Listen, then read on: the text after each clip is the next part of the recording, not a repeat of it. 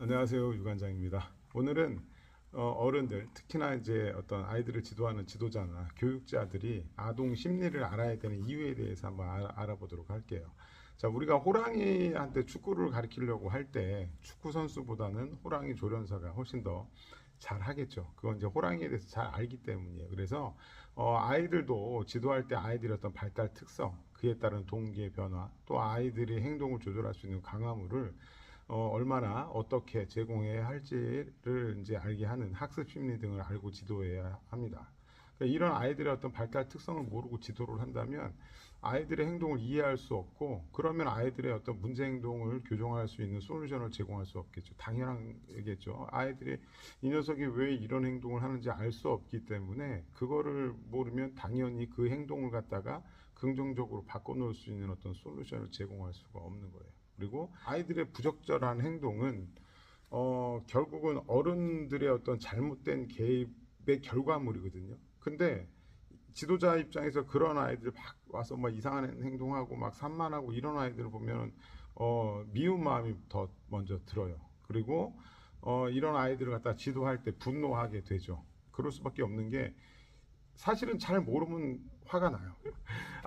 이 녀석이 왜 이렇게 행동을 하지? 이걸 잘 모를 때는 화가 나게 됩니다. 그래서 그리고 또 이제 뭐 얘가 또 나의 권위에 도전하나 이런 어떤 그 생각도 들게 되고, 자, 이런 상태에서 지도자의 개입은 제대로 된 개입보다는 그저 화가 나서 벌을 주는 수준에서 끝날 가능성이 굉장히 높겠죠. 그런데 요즘에는 어떻습니까? 뭐 이제 아동학대라든가 이런 것들에 대해서 굉장히 민감한 시기이다 보니까, 자, 문제 아이들을 그냥 아예 방치를 해버리거나, 아니면 일전에 굉장히 안타까운 사건이 있었죠. 매트에 아이들을 집어넣는다는 등 이렇게 이제 약간 놀이로 위장한 학대를 할 가능성이 굉장히 높아져요.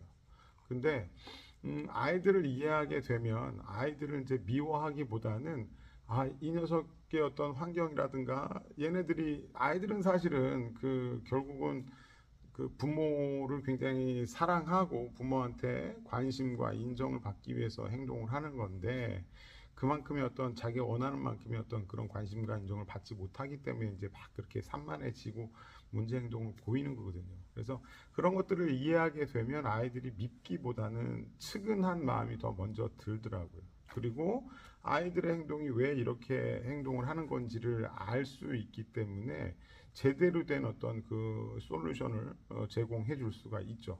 그리고 부모님들도 사실은 원망할 수 없는 게, 가족 구조가 예전과는 많이 달라졌기 때문에 아이들이 원한 만큼 그렇게 많은 어떤 그 사랑과 어떤 그 애정을 쏟기가 힘든 상황이에요. 다 맞벌이하고 바쁘고 막 이러다 보니까. 그래서 이제 그런 상황이기 때문에 마냥 부모님을 갖다가 원망할 수도 없는 상황이기 때문에, 지금 같은 어떤 시기, 상황, 요럴 때 오히려 우리 같은 어떤 지도자들의 역할이 굉장히 더 중요하다는 거죠. 우리가 옛날에 뭐 조부모라든가 이모 삼촌이 부모가 줄 수 없는 어떤 그런 애착과 사랑을 대신 줬던 것처럼, 우리가 이모 삼촌이 돼주고 조부모가 돼서 아이들의 어떤 그 교육. 그래서 지금 이런 시기일수록 어떤 그 아동 중심 정서 지지 교육이 굉장히 중요해요. 그래서 그 이런 아이들이 어떤 그 어떤 그 부족한 어떤 그 정서적 어떤 배고픔을 갖다가 우리는 그래도 채워줄 수 있잖아요. 어느 정도. 물론 뭐 부모만큼은 아니어도. 그래서 우리 지도자들이 좀 이렇게 아동 심리라든가 발달, 뭐 학습 동기 이런 거에 대해서 좀 많이 그 알고 그 좀 배우고 운영을 하시기를, 그러면 체육관도 더 잘 운영이 될 거고 아이들도 훨씬 더 건강하게 더 크게 자랄 수 있을 거라고 저는 생각을 합니다. 오늘은 여기까지 하겠습니다. 감사합니다.